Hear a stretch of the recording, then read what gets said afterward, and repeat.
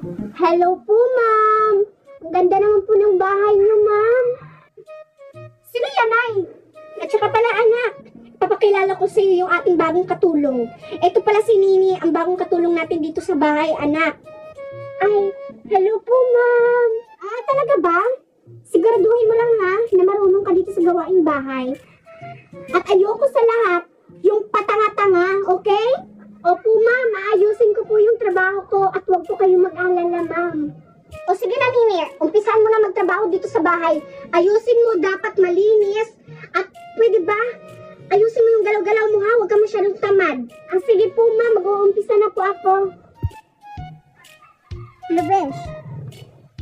Oo, dito na yung katulong namin. At alam mo ba, Besh?